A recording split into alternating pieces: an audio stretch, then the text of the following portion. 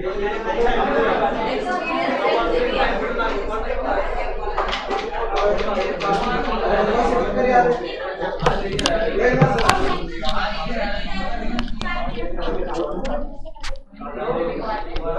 बेटा, हम लोगों ने लास्ट क्लास में कुछ कॉन्सेप्ट्स लिखे थे। देखो आखिरी कॉन्सेप्ट कौन सा लिखा था? थ्योरी हो गई थी इसकी। आखिरी दो अवधारणाएं और बची हैं, फटाफट लिखना शुरू करें। कोई बात नहीं। रूढ़िवादिता की अवधारणा के बाद अगली अवधारणा लिखो, सारता की अवधारणा। सारता, स र त। लो बोर्ड। बेटा अगर आप चुप रहोगे ना तो समझ में आ जाएगा आप लोग। एकदम शांत हो जाओ, सुनो फिर ध्यान से। सारता, सा र ता। सारता की अवधारणा।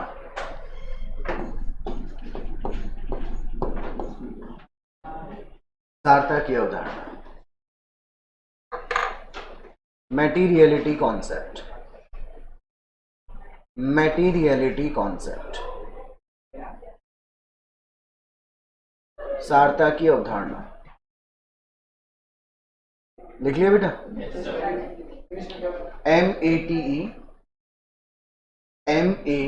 MATERIAL ITY materiality concept. लिख लिया बेटा? देखो पहले आपको टॉपिक समझा रहा हूं, फिर आप तुरंत समझ जाएंगे कि सारता की अवधारणा क्या है। आप लोगों के हाथ में पेन पेंसिल है ना बेटा? ये पेंसिल आपने हो सकता है 1 रुपए में खरीदी हो चाहे 100 रुपए में खरीदी हो। जो पेन आप यूज में ले रहे हैं हो सकता है 2 रुपए का, हो सकता है 10 रुपए का, हो सकता है 100 रुपए का। कैलकुलेटर भी काम में लेते हो आप लोग? कैलकुलेटर आपके एसेट है ना बेटा? लेकिन क्या कभी भी आपने आज तक बैलेंस शीट में पेन, पेंसिल, रबर, कैलकुलेटर देखा है? होती तो एसेट है, चलती है। कैलकुलेटर तो 5-5 साल चलता है, चाहे 100 रुपए खरीदो चाहे 1000 रुपए खरीदो। लेकिन उसे आप क्या नहीं दिखाते? बैलेंस शीट में नहीं दिखाते। क्यों? क्योंकि उन संपत्तियों को दर्शाने और न दर्शाने से व्यापार की वित्तीय स्थिति पर कोई प्रभाव नहीं पड़ता। सारता का मतलब होता है मेटेरियल, मेटेरियल मतलब इंपॉर्टेंस। जब भी आप किसी भी लेन देन या लेखा का घटना या लेन देन का कोई लेखा आप रिकॉर्ड कर रहे हो तो ये देखिए कि क्या जानकारी सारपूर्ण है या फिर नहीं है। यदि आपको लगता है कि ये संपत्ति जो आपने खरीदी है इसको दर्शाने न दर्शाने से व्यापार की वित्तीय स्थिति के प्रकटीकरण पर कोई प्रभाव नहीं पड़ेगा तो उसे अपन बुक्स में रिकॉर्ड नहीं करेंगे, बस उसे खर्चा मानकर क्या कर देंगे? राइट ऑफ कर देंगे। आपको एनपीओ का सबसे बड़ा वाला क्वेश्चन याद है? Practical question number 1, glass, crockery, table, linen वाला क्वेश्चन था। तो मैंने कहा देखो इन्होंने लिखा हुआ है कि ऑर्गेनाइजेशन ने पॉलिसी बना रखी है कि वो जिस साल में ये आइटम खरीदते हैं उसी साल में उसे खर्चा मानकर इनकम एंड एक्सपेंडिचर से चार्ज कर देते हैं, भले ही वो उनकी क्या हो? संपत्ति हो। क्योंकि उनको लगता है कि इतनी इंपॉर्टेंट एसेट नहीं है कि उसे लैंड, बिल्डिंग, प्लान, मशीनरी की तरह पुस्तकों में अलग से दर्शाया जाए। बात समझ में आ गई? अपन लोग कई बार आपने देखा हम लोग फिगर्स को अप्रोक्सीमेट लेते हैं कि नहीं लेते हैं। प्रश्न में आ जाता है कि 10 रुपए के निकटतम आपको राशि दिखानी है। 10,992 रुपए आ रहे हैं तो 10,992 के बजाय 10,990 दिखा देते हैं। 2 रुपए की क्या नहीं करते? वैल्यू शो नहीं कर सकते। यह है सारता की अवधारणा, इंपॉर्टेंस। क्या बोलते हैं इसे? लिखो बेटा। इस अवधारणा के अनुसार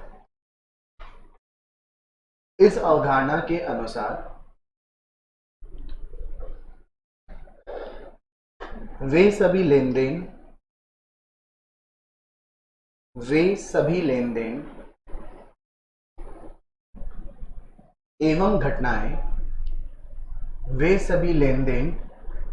एवं घटनाएं जो कि व्यापार की आर्थिक स्थिति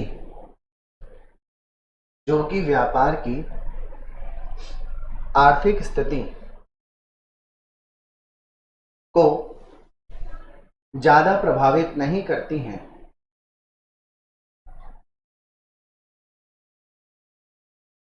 उन्हें चिट्ठे में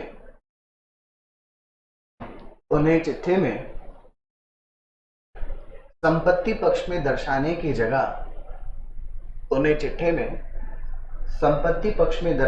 जगह एक खर्च के रूप में दिखाकर, एक खर्च के रूप में दिखाकर लाभ हानि खाते से, लाभ हानि खाते से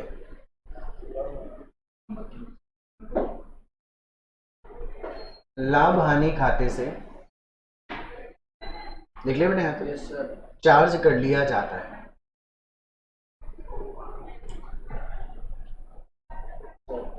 कौन वगैरह, ठीक है बेटा। और आखिरी अवधारणा लिखेंगे सततता,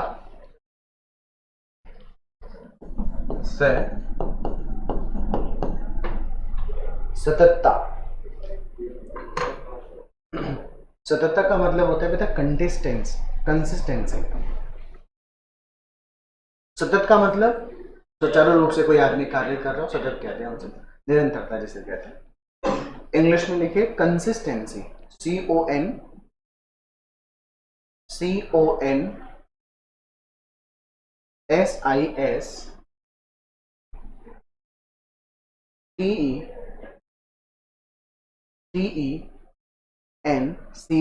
कंसिस्टेंसी,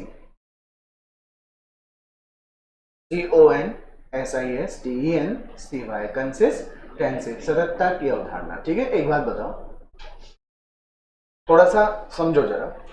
अगर आपने डेप्रिसिएशन 2010 में आपने कोई व्यापार प्रारंभ किया है और अगर आप उसके ऊपर डेप्रिसिएशन लगाने की विधि WDV मेथड आपने अपनाई, बेटा 2011 में अगर आप WDV को हटाकर सीधी रेखा विधि लेकर आ जाओगे तो तुम्हारा पिछले साल का जो लाभ है और वो जो इस साल का जो लाभ है उसमें अंतर आ जाएगा कि नहीं आ जाएगा? अगर उसमें अंतर आएगा तो क्या आप लोग 2 साल के लाभ हानि खाते में कोई कंपैरिजन कर पाएंगे क्या बेटे? बात समझ में आ गई? इसलिए आपको क्या करना चाहिए, जिस लेखांकन नीति का चुनाव आपने पहली दफा कर लिया है उसी लेखांकन नीति से आपको आगे आने वाले वर्षों में अपने व्यापार के वित्तीय विवरणों का प्रिपरेशन करना चाहिए कि नहीं करना चाहिए? इसे कहते हैं कौन सी अवधारणा? सततता की अवधारणा। लिखो, वित्तीय विवरणों में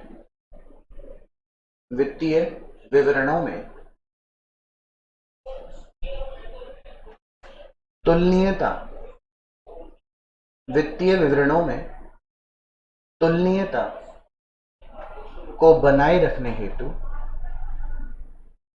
वित्तीय विवरणों में तुलनीयता को बनाए रखने हेतु सततता की अवधारणा, सततता की अवधारणा उपयोग में ली जाती है।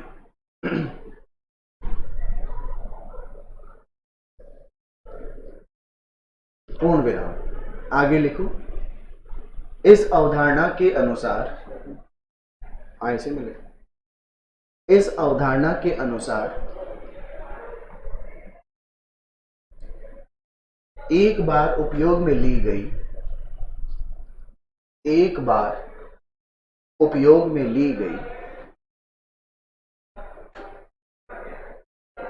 लेखांकन नीति का, लेखांकन नीति का उपयोग निरंतरता के साथ, निरंतरता के साथ आगे आने वाले वर्षों में, आगे आने वाले वर्षों में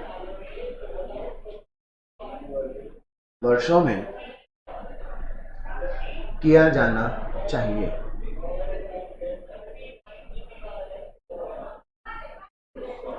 जब तक कि परिवर्तन की आवश्यकता ना हो,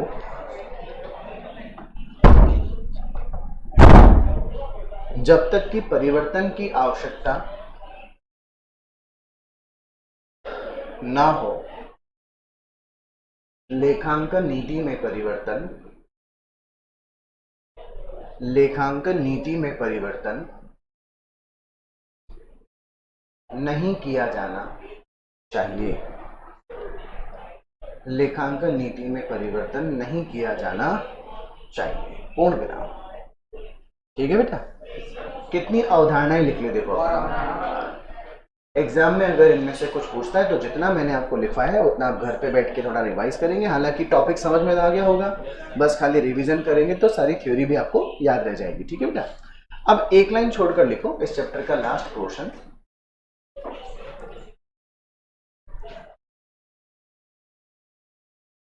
अजम्पशन को क्या कहते हैं हिंदी में? अजम्पशन लिखो, लेखांकन की मूलभूत मान्यताएं। एक लाइन छोड़कर लिखो, लेखांकन की मूलभूत मान्यताएं। मूलभूत मान्यताएं ब्रैकेट में लिखो अकाउंटिंग अजम्पशन। Accounting assumption. अब अजम्पशन की स्पेलिंग बोलो या आती है?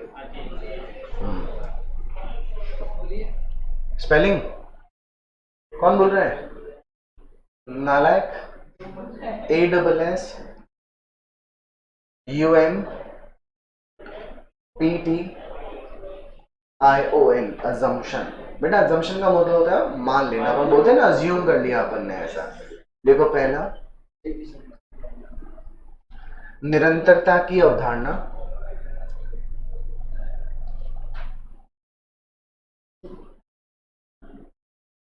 दूसरा, उपार्जन की अवधारणा।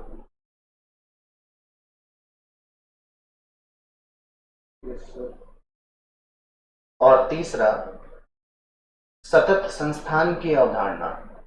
सतत संस्थान की अवधारणा। बेटा जो मैंने अभी आपको सततता लिखवाया था ना, उसे निरंतरता की अवधारणा भी कहते हैं। आप समझ गए होंगे, निरंतर मतलब कंटिन्यूटी। ठीक है, अच्छा ये मान्यताएं क्या होती है? सैटरडे के दिन आपको बोला जाएगा क्या कि कल की छुट्टी है, या अज्यूम करेंगे भाई संडे क्या है, छुट्टी है, मंडे को आना है। अगर आपको बोला जाए कि भाई सैटरडे के दिन आपको बोला जाए कि बेटा कल आपकी एक्स्ट्रा क्लास है तो आपको आना है, तभी आएंगे ना आप लोग। मूलभूत मान्यता का मतलब होता है कि हम मान के चलते हैं कि ऐसा तो होगा ही होगा। जब भी कोई व्यापारी अपने वित्तीय लेन देनों का निर्माण करता है तो उसे तीन बातों को ध्यान रखना जरूरी है। पहली बात देखो, पहले अपन ने क्या लिखी? निरंतरता की अवधारणा या फिर सततता की अवधारणा। अर्थात यदि किसी व्यापारी ने अपने वित्तीय विवरणों को बनाने में किसी लेखांकन नीति का चुनाव एक्स नंबर या किसी एक्स नाम की लेखांकन नीति का चुनाव किया, जैसे मान लीजिए अपन ने पढ़ा था इन्वेंट्री का चैप्टर, याद है आपको? इन्वेंट्री में अपन ने पढ़ा था फीफो मेथड, लीफो मेथड पढ़े थे अपन। FIFO, LIFO, average, weighted average. किसी व्यापारी ने पहली बार फीफो विधि का चुनाव किया है तो उसे अगली बार बताने की जरूरत नहीं है कि उसने इस बार भी क्या किया है, फीफो। ये मान लिया जाएगा कि जो लेखांकन नीति पिछली बार अपनाई गई थी वही इस बार भी अपनाई। अगर कोई चेंज होगा तो उसे क्या करना पड़ेगा, समझाना पड़ेगा। आगे बात समझ में। नंबर, ये तो होगी सततता की अवधारणा। दूसरी देखो, पहली बार किसी व्यापारी ने अपने वित्तीय ऋणों का निर्माण करने में बता दिया कि हम उपार्जन की अवधारणा का उपयोग लेते हैं। हम खर्चों और आयों का लेखा प्राप्ति और भुगतान के आधार पर नहीं करते हैं, जबकि उनके उत्पत्ति के आधार पर करते हैं। किसके आधार पर? तो हम उसका अकाउंटिंग भी किसके बेसिस पे कर रहे हैं? उपार्जन के आधार पर, अक्रूवल बेसिस पे कर रहे हैं। तीसरा देखिए क्या लिखा हुआ है, हमारा व्यापार चलता ही चला जाएगा। यदि किसी व्यापारी ने बैलेंस शीट बनाने के बाद ये नहीं बताया है कि उसका व्यापार आगे बंद होगा या बंद करने का कोई इरादा उसका है या नहीं, तो इन्वेस्टर ये मान लेगा कि इसका बिजनेस आगे भी चलते ही चला जाएगा। लेकिन उस व्यापारी को लगता है कि बस वो अब आने वाले 2 या 3 साल में बिजनेस को क्या कर देगा, तो फिर उसे बताना ही पड़ेगा, क्योंकि उसका इन्वेस्टर जो शेयर होल्डर बनना चाहता है या जो शेयर होल्डर है वो अपने शेयर्स को बेच बाच के, या जो पोटेंशियल इन्वेस्टर है जो आगे उसका शेयर होल्डर बनना चाहता है वो अपने शेयर्स को क्या करेगा, उसे इन्वेस्टमेंट करेगा या फिर इन्वेस्टमेंट नहीं करेगा। आगे बात समझ। ये आपका चैप्टर 1 का यूनिट नंबर 2 जो है बेटा इधर क्या हो गया, फिनिश। ओके, अब नेक्स्ट पेज पे आ जाओ, यूनिट नंबर 6, लेखांकन नीतियां। यूनिट नंबर 6 मैंने कुछ आपको खुद पढ़ने को दे रखी है ना बेटा, पढ़ना है हमको जरूर, ठीक है। लेखांकन नीतियां,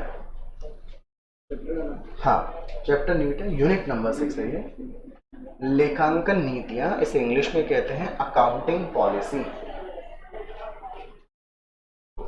अकाउंटिंग पॉलिसी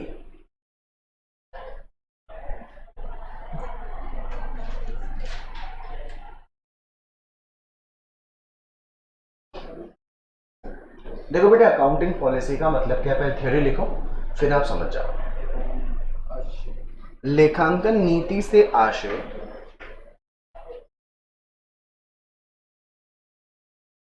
लेखांकन नीति से आशय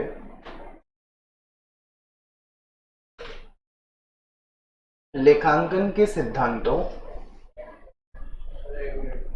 लेखांकन नीति से आशय लेखांकन के सिद्धांतों एवं उन सिद्धांतों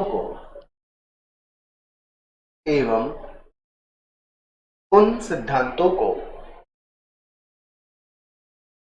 अपनाने के तरीकों से है, अपनाने के तरीकों से है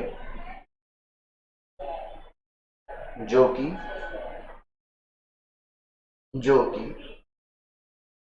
किसी व्यापारिक संस्थान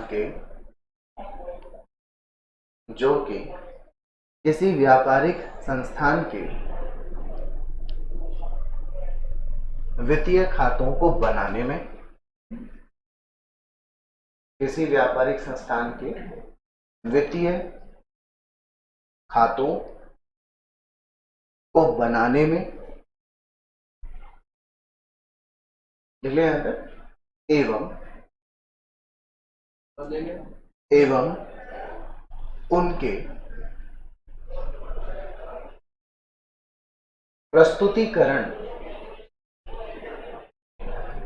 उनके प्रस्तुतिकरण में सहायक हैं,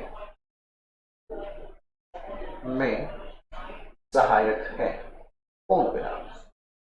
देखो बेटे, मैंने आपको क्या लिखा है, मेरे साथ मिलके बोलिए। लेखांकन नीति से आशय लेखांकन के सिद्धांतों एवं उन सिद्धांतों को अपनाने के तरीकों से है जो कि वित्तीय खातों के बनाने एवं उनके प्रस्तुतिकरण में सहायक है। बेटा, आपको भी अपनी इन्वेंट्री का वैल्यूएशन करना है, मेरे को भी अपनी इन्वेंट्री का वैल्यूएशन करना है। आपके लिए भी अकाउंटिंग प्रिंसिपल है कि आपको अपनी अकाउंटिंग इन्वेंट्री की मूल्य दर्शानी है। मेरे लिए भी अकाउंटिंग प्रिंसिपल है कि मुझे अकाउंटिंग स्टैंडर्ड के अकॉर्डिंग अपनी इन्वेंट्री का वैल्यूएशन करना है। अब आपने वीफो विधि अपनाई है तो ये आपकी लेखांकन विधि हो गई। मैंने भारित औसत मूल्य विधि अपनाई है तो मेरे लिए क्या हो गई, ये अकाउंटिंग पॉलिसी हो गई। मतलब जिस कार्य को करने के तरीके के लिए जो आपने नियम कायदा अपना लिया वो आपकी क्या बन जाएगी, लेखांकन नीति, अकाउंटिंग पॉलिसी। बात समझ आ गई? नेक्स्ट लाइन से लिखो। लेखांकन नीतियों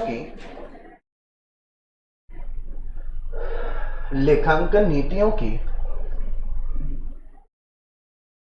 कोई एक लिस्ट नहीं है। लेखांकन नीतियों की कोई एक लिस्ट नहीं है जो कि सभी प्रकार के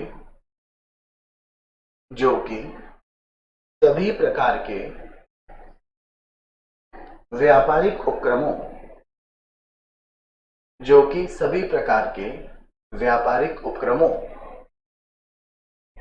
पर एक समान रूप से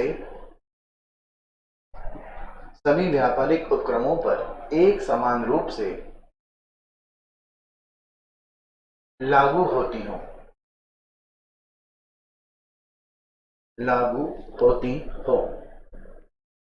कौन बेटा?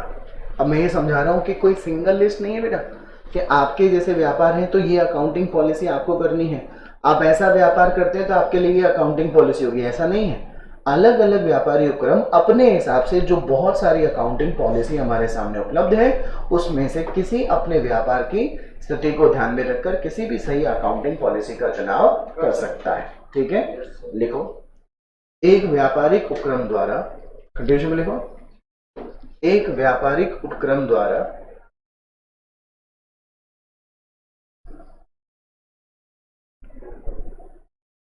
अपने व्यापार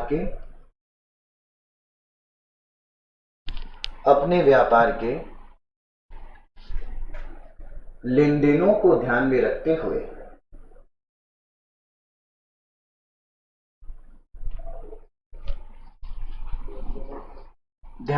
हुए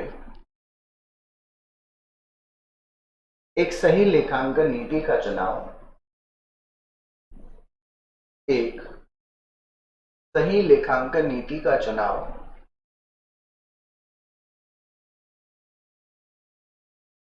करना चाहिए। एक सही लेखांकन नीति का चुनाव करना चाहिए। पूर्ण विराम। निम्न परिस्थिति में विभिन्न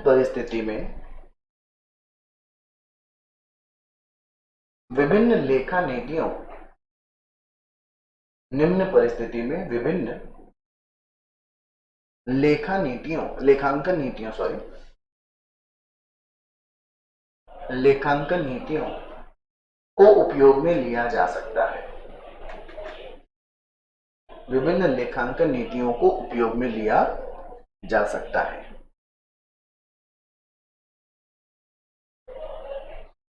पहला लिखो बेटे, सामग्री का मूल्यांकन।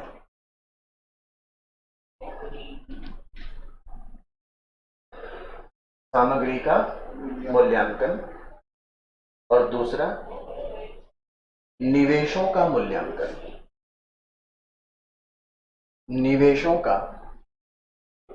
मूल्यांकन। निवेश मतलब इन्वेस्टमेंट। बेटा जब आप सीए इंटर में आएंगे तो बहुत सारे टॉपिक्स ऐसे होंगे जहां पर अलग अलग अकाउंटिंग पॉलिसी वाले चैप्टर्स आपको मिलेंगे। जैसे अपन ने इन्वेंट्री चैप्टर पढ़ा था, FIFO, LIFO, average, weighted average. वैसे एक अकाउंटिंग स्टैंडर्ड 13 है बेटा, अकाउंटिंग फॉर इन्वेस्टमेंट। ये आप इंटर में पढ़ोगे, एक पूरा चैप्टर है अकाउंटिंग का, अकाउंटिंग फॉर इन्वेस्टमेंट्स। वहां पर आपको कौन से शेयर्स, जैसे बोनस शेयर्स हैं, राइट शेयर्स हैं, आपने जब शेयर खरीदा उस समय भाव कम था, उस फिर आपने शेयर्स और खरीदे, उस समय भाव महंगा हो गया। तो अकाउंटिंग फॉर इन्वेस्टमेंट करने में भी अलग अलग तरह की अकाउंटिंग पॉलिसीज क्या होती हैं, लागू होती हैं। बहुत फाइनल में तो बहुत सारे टॉपिक पढ़ेंगे। यहाँ पर अगर एग्जाम में पूछता है कि लेखांकन नीति का मतलब क्या है, तो शुरू का जो पैराग्राफ लिखा था वो तो लेखांकन नीति का तात्पर्य है। और पूछा जाए कि ऐसी कौन सी स्थितियां हैं जहां पर विभिन्न प्रकार की लेखांकन नीतियों को उपयोग में लिया जा सकता है, तो अपन क्या बोलेंगे, पहला सामग्री का मूल्यांकन और दूसरा निवेशों का मूल्यांकन। आ गई बात समझ में? एक लाइन छोड़कर लिखो बेटे, लेखांकन नीति का चयन। लेखांकन नीति का चयन। सर ये क्या मतलब है, इस टाइम का मतलब क्या है, क्या इंपॉर्टेंस है इस लाइन की? मैंने कहा ना, कोई सिंगल लिस्ट नहीं है किसी भी अकाउंटिंग पॉलिसी की। ऐसा नहीं है कि ये व्यापार है तो ये पॉलिसी है, ये व्यापार है तो ये पॉलिसी है। नहीं, आपको जो समझ में आता है वो क्या करो, आप लेखांकन नीति का चुनाव करो, वो सही होना चाहिए। अब सर आपने तो कह दिया सही होना चाहिए, लेकिन हम कैसे तय करें कि हमने जो चुनाव किया है वो सही है कि गलत? कुछ ना कुछ बेस होना जरूरी है ना बेटा। देखो पहले इसमें लेन देनों का लेखांकन करने हेतु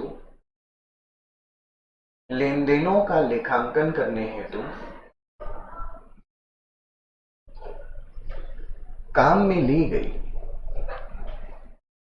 लेन देनों का लेखांकन करने हेतु काम में ली गई लेखांकन नीति का चुनाव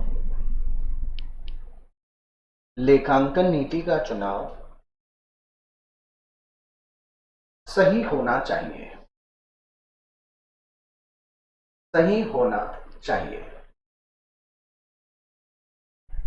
क्योंकि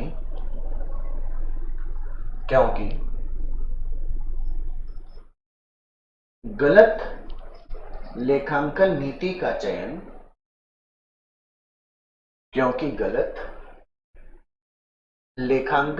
का चयन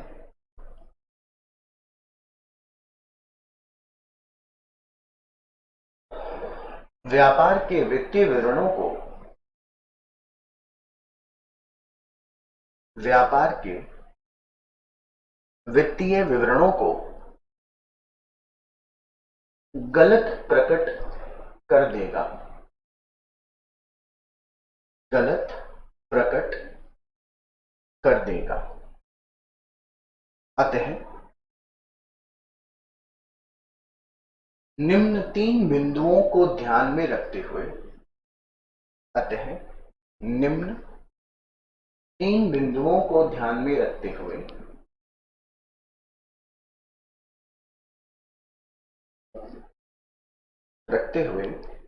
एक सही लेखांकन नीति, एक सही लेखांकन नीति का चुनाव किया जाना चाहिए, सही लेखांकन नीति का चुनाव किया जाना चाहिए। पहला, रूढ़िवादिता।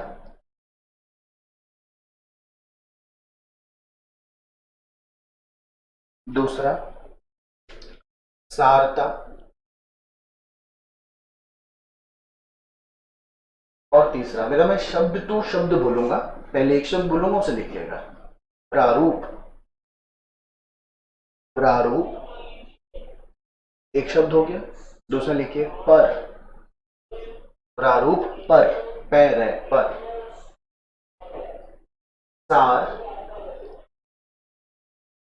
का वर्चस्व, वर्चस्व। देखिए मैंने क्या लिखा, बोलिए। प्रारूप पर सार का वर्चस्व। ये आपने पहले कभी नहीं सुना था ना बेटा, इसलिए मैंने शब्द टू शब्द बोल दिया। ठीक है, अब समझाता हूं ये क्या लिखा है। बेटा सही अकाउंटिंग पॉलिसी का चुनाव कैसे किया जाए। आपको कोई मान लीजिए शर्ट खरीदनी है, आप किसी शोरूम में जाते हैं, वहां पर जितने भी शर्ट्स हैं वो सब ब्लैक कलर के हैं, सबकी प्राइस क्या है, 2000 रुपए। आपका दो चीजों में कंफ्यूजन दूर हो गया कि नहीं हो गया, कि अगर यहां से शर्ट खरीदनी है तो कौन से कलर की ही मिलेगी, कंफ्यूजन खत्म। कितने में खरीदनी, यहां से खरीदनी 2000 ही मिलेगी, कहानी खत्म हो गई ना, कंफ्यूजन दूर हो गया कि नहीं हो गया। लेकिन आप किसी शोरूम में गए, वहां पर हर तरह की हर कलर की जो शर्ट है आपको डिस्प्ले में दिखाई दे रही है। किसी का दाम 500 है, किसी का दाम 1000 है, कोई 1200 है, कोई 1500 है, कोई 2500 है। सबका अलग अलग क्या है बेटा, रेट है। अब आप दुकान में जाएंगे तो आपको भयंकर कंफ्यूजन होगा कि नहीं होगा, या लाल लूं, पीली लूं, हरी लूं, नीली लूं। तो आप ट्रायल रूम में जाकर चेक करके आएंगे कि नहीं करके आएंगे, 4 बार चेक करें, ऐसे देखेंगे, ऐसे देखेंगे, ऐसे देखेंगे, 5 बार अपना चेहरा भी देखेंगे, बाल। ऐसा होता है, इसलिए मेरे को पता है, मैं भी ऐसे ही करता हूँ। ऑब्वियस सी बात है, जब शर्ट लेंगे तो अपने भी फिट होना चाहिए ना। चलो अपने को रेड कलर की शर्ट पसंद आ गई। अब है नेक्स्ट इंपॉर्टेंट काम, उसके प्राइस देखना। शर्ट तो पसंद आई, नाम नहीं पसंद है, वहां पे छोड़ के मुंह से ट्राई करेंगे ना, टाइम लगता है कि नहीं लगता है। बेटा शर्ट जो 2, 3, 15, 20 बार पहनने का फट जाएगी, अपन नहीं ले आएंगे। उसमें सही शर्ट का चुनाव करने में इतना दिमाग लगाते हैं। ये तो लेखांकन नीति का चुनाव हो रहा है कि नहीं हो रहा है। अगर गलत लेखांकन नीति चल ली तो दिक्कत हो जाएगी, नहीं हो जाएगी। तो ऐसे कौन से बिंदु हैं जिन पर हम लोग तय करें कि ये अकाउंटिंग पॉलिसी खरी उतर रही है। पहला देखो क्या लिखा हुआ है, रूढ़िवादिता वाला। ऐसी लेखांकन नीति का चुनाव कीजिए जिसमें रूढ़िवादिता का गुण अंतर्निहित हो। जैसे मान लो ए व्यापारी है और बी व्यापारी है। बेटा ये आपका नाम फिर से बोले, प्रियांशु, तेरा बोलता लक्ष्मण। प्रियांशु और लक्ष्मण 2 व्यापारी हैं। बहुत ध्यान सुनिएगा, छोटा सा एग्जाम्पल तुरंत समझ जाओगे। इसके क्लोजिंग स्टॉक का लागत मूल्य है 1 लाख रुपए और शुद्ध वसूली योग्य मूल्य है 1,20,000 रुपए। इसकी भी लागत मूल्य 1 लाख, शुद्ध वसूली योग्य मूल्य 1,20,000। अपन ने पढ़ा था ना रूढ़िवादिता की अवधारणा के अनुसार स्कंद का मूल्यांकन उसके लागत मूल्य और शुद्ध वसूली योग्य मूल्य जो भी दोनों में कम हो पर किया जाना चाहिए। इस व्यक्ति ने 1 लाख और 1,20,000 की बजाय स्टॉक का मूल्य 1,20,000 पे लिख दिया, जबकि इसने 1 लाख और 1,20,000 में से स्टॉक का मूल्य 1 लाख पर लिखा। दोनों ने लेखांकन नीति चुनी है ना। इसने चुनी विच एवर इज हायर की, इसने चुनी विच एवर इज लेस की। आज समझ आ रही है। किसने गलत लेखांकन नीति चुन ली, लक्ष्मण ने। क्यों, क्योंकि इसने विच एवर इज हायर का मूल्यांकन कर लिया कि नहीं कर लिया, जबकि लेखांकन नीति इस बात का ध्यान रखते हुए करनी चाहिए थी कि संभावित आयों को नहीं दर्शाना चाहिए। समझ आ रही है मेरी बात? ये व्यक्ति तो provision for bad and doubtful debts बना के चलता है, ये व्यक्ति provision for bad and doubtful debts बनाकर नहीं चलता है। इसने बोला होंगे तो देख लेंगे, इसने बोला होंगे क्या, होंगे तो भी देख लेंगे, नहीं होंगे तो पहले पता कर लेते हैं, कल को होंगे तो ठीक है, नहीं होंगे तो कोई बात नहीं। तो ये तो प्रोविजन नहीं बनाता, बोले होगा, जो होगा देखा जाएगा। तो ये लेस कंजर्वेटिव हो गया कि नहीं हो गया, जिसने सही लेखांकन नीति का चुनाव नहीं किया। समझे बेटा? दूसरा बोलो क्या लिखा है। इसकी बैलेंस शीट में आपको लैंड, बिल्डिंग, प्लांट, मशीनरी, संपत्ति दिखती है। जो संपत्ति आपको लक्ष्मण की बैलेंस शीट में दिख रही है वही आपको प्रियांशु की बैलेंस शीट में भी दिख रही है, लेकिन मैंने आखिरी में आके आपको रबड़, पेंसिल, शार्पनर, कैलकुलेटर, फलाना ढीमका सब कुछ भी दिखा है। तो इसने सभी संपत्तियों को नष्ट करने की बजाय वे संपत्तियां जो इंपॉर्टेंट है उन सभी को संपत्ति दिखाई है। इसने आलतू फालतू सभी को अपनी क्या दिखा दी है, संपत्ति। कौन सा व्यक्ति लेखांकन नीति का चुनाव करते समय मेटीरियलिटी, इंपॉर्टेंस, सारता को ध्यान में नहीं रख रहा है? प्रियांशु। इसने गलत लेखांकन नीति का चुनाव किया ना बेटे। तीसरा देखो क्या लिखा है, प्रारूप पर सार का वर्चस्व। एग्जाम्पल देके समझाता हूँ।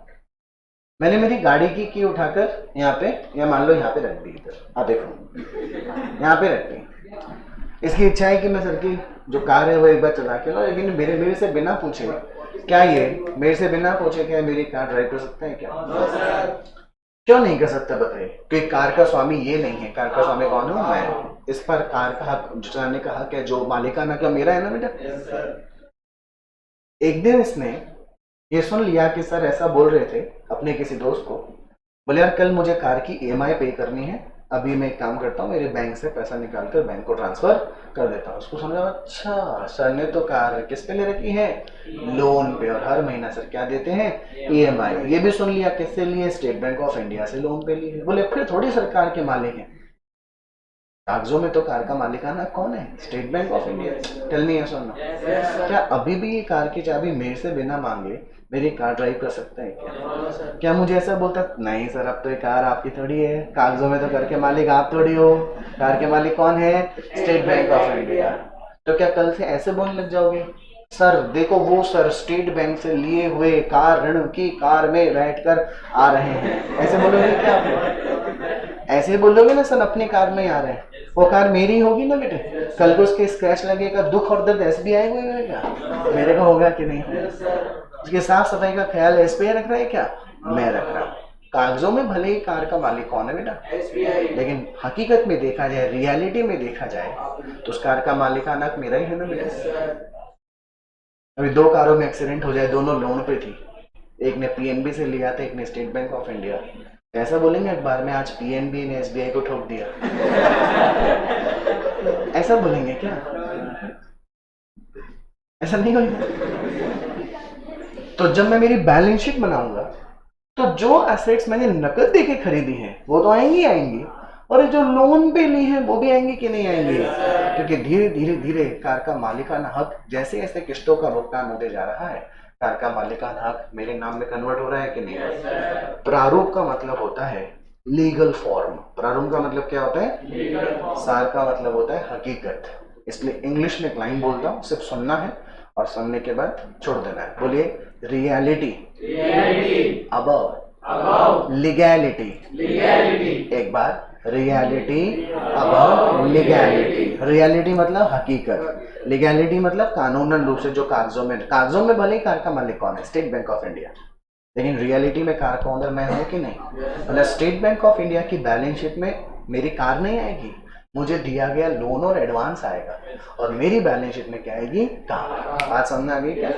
प्रारूप पर सार का वर्चस्व। ये ध्यान रखिए कि लीगैलिटी में कोई एसेट आपकी है कि नहीं है, लेकिन अगर वास्तविकता से संपत्ति का संबंध आपसे है, बेटा लीज पर लेते हैं ना प्रॉपर्टी, लीज आती है बैलेंस शीट में, एसेट्स में आती है लीज, लेकिन वो संपत्ति एक्चुअली आपकी नहीं होती है, लेकिन फिर भी उसको रियलिटी में संपत्ति का मालिकाना हक आपने कुछ समय के लिए लीज पर प्रॉपर्टी को ले लिया, तो जो दी गई लीज आपकी एसेट का पार्ट बन जाता है ना। यह कौन सी हो गई?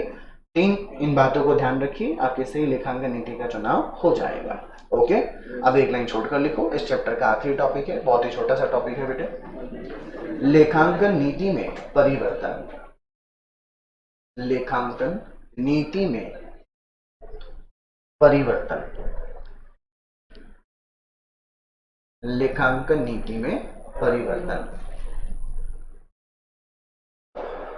इसमें लिखिए लेखांकन की सततता की अवधारणा के अनुसार, लेखांकन की सततता की अवधारणा के अनुसार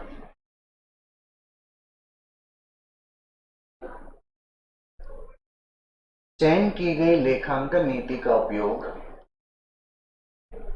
चयन की गई लेखांकन नीति का उपयोग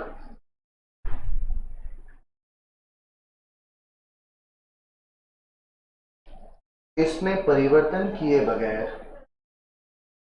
इसमें परिवर्तन किए बगैर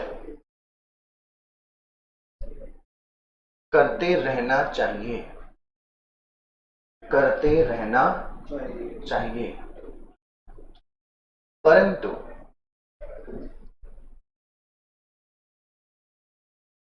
निम्न परिस्थितियों में, परंतु निम्न परिस्थितियों में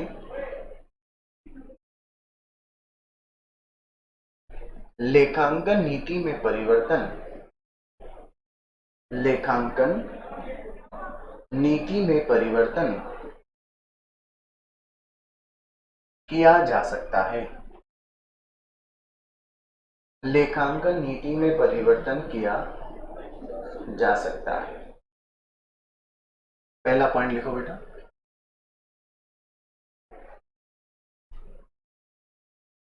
लेखांकन मानकों में, लेखांकन मानकों, मानकों, लेखांकन मानकों में हुए परिवर्तन के कारण, लेखांकन मानकों में हुए परिवर्तन के कारण, देख लिया बेटा। दूसरा लिखो संबंधित, दूसरा पॉइंट लिखा, दूसरा पॉइंट संबंधित विधान में हुए परिवर्तन के कारण,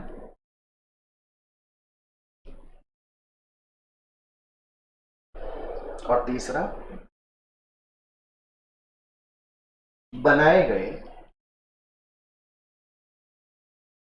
वित्तीय विवरणों, बनाए गए वित्तीय विवरणों को और अधिक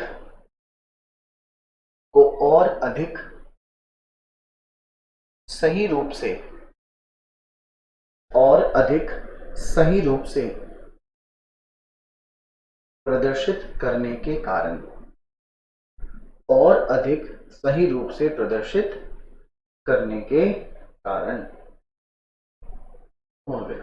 अब आपसे कोई पूछे कि सर सततता की अवधारणा में तो अपन ने ये पढ़ा था कि जिस लेखांकन नीति का उपयोग आपने एक बार काम में ले लिया, वह लेखांकन नीति क्या नहीं होगी, परिवर्तित नहीं होगी। वो तो जो पिछले साल आपने फीफो मेथड काम में लिया, वही मेथड क्या होना चाहिए इस साल में। अब आप ये कह रहे हो कि लेखांकन नीति में क्या हो सकता है, परिवर्तन। बेटा मन मर्जी से नहीं हो सकता। क्या आज मूड नहीं है, आज डब्ल्यूडीवी के बजाय एसएलएम लाएंगे यार, आज एसएलएम नहीं यार, फिर डब्ल्यूडीवी लाएंगे यार, बहुत दिन हो गए फीफो मेथड अपनाते हुए, बोर हो गए, चलो आज से लीफो मेथड। ऐसा लेखांकन नीति में यदि आप परिवर्तन कर लेंगे ना, तो पिछले साल का फाइनेंशियल स्टेटमेंट का कंपैरिजन आप करंट ईयर के फाइनेंशियल स्टेटमेंट्स के साथ कंपैरिजन नहीं कर पाएंगे कि पिछले साल विधि कोई और थी, इस साल विधि कोई और है। अंतर आएगा कि नहीं आएगा? यदि आपको सही तुलना करनी है, सही कंपैरिजन करना है, तो दोनों सालों की लेखांकन नीति सेम होनी चाहिए ना बेटा। इसको मैं 8 घंटे पढ़ने का मौका दूं, इसे मैं 2 घंटे पढ़ने का मौका दूं, इसके बाद सब कैलकुलेटर, पेन पेंसिल, किताबें, टीचर्स के रिकॉर्डेड लेक्चर सब कुछ है, इसके बाद नो पेन पेंसिल, नो किताब, नो कैलकुलेटर, बोले खुद एग्जाम दे के आ जाए, ये फेल हो गया, ये पास हो गया, इसके लिए खूब तालियां, इसको खूब डांट पड़ रही है। मैं गलत कर रहा हूँ कि नहीं कर रहा हूँ? क्योंकि इन दोनों में जो तुलना थी, वो तुलना का जो आधार था वो एकदम ही खत्म हो गया कि नहीं हो गया? यदि इन दोनों को सेम सुविधा दी गई तो ये कंपैरिजन सही होगा कि नहीं होगा।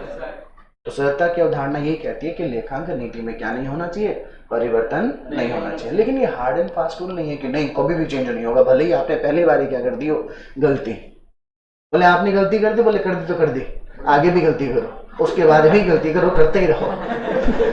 ऐसा नहीं है, आपने परिवर्तन कर सकते हो लेकिन मन माफिक नहीं। आपको साबित करना पड़ेगा कि आप परिवर्तन पुराने के बजाय नई में क्यों कर रहे हैं। पहला पॉइंट देखो क्या लिखा है, लेखांकन मानकों में institute of chartered accountant of India ICAI समय समय पर आवश्यकता पड़ने पर अकाउंटिंग स्टैंडर्ड जारी करता है। अकाउंटिंग स्टैंडर्ड जारी करने में वो लेखांकन का कार्य सुचारू रूप से हो, सही काम अच्छे से, सारे काम अच्छे से हो जाए, इन्वेस्टर को या फाइनेंशियल स्टेटमेंट का जो उपयोग करता है यूजर है वो व्यापार की परिस्थिति को अच्छे से जान सके, समझ सके और अपना इन्वेस्टमेंट का डिसीजन ले सके। इसलिए सही समय पर गाइडलाइन जारी करते रहते हैं समय समय पर। उसको लगता है कि अब व्यापारिक गतिविधियां चेंज हो गई है, व्यापार करने का जो समय है वो क्या हो गया है, चेंज। अब इस विधि को अपनाने से कोई फायदा नहीं है, इसको चेंज करके क्या कर देनी चाहिए, ये वाली विधि को अपना देना चाहिए। तो अब तक कोई व्यापारी फलानी विधि को क्या कर रहा था, काम में ले रहा था, अकाउंटिंग स्टैंडर्ड वो विधि क्या कर दी गई, चेंज, और अब ये नई विधि लागू कर दी गई। तो उस व्यापारी को भी पिछले 10 वर्षों में जो विधि अपना रहा था उसको बंद करके जो नई विधि अपनाई गई है उसको काम में लेना पड़ेगा। परिवर्तन हो गया कि नहीं हो गया, इच्छा से हुआ क्या, नहीं, अकाउंटिंग स्टैंडर्ड में चेंज हो गया कि नहीं हो गया। दूसरा देखो क्या लिखा हुआ है, मान लो सुप्रीम कोर्ट का आदेश है कि आज से बिजली उत्पादन करने वाली या बिजली वितरण करने वाली इलेक्ट्रिसिटी कंपनीज WDV मेथड काम में नहीं लेंगी। कौन सा मेथड काम में लेगी, SLM।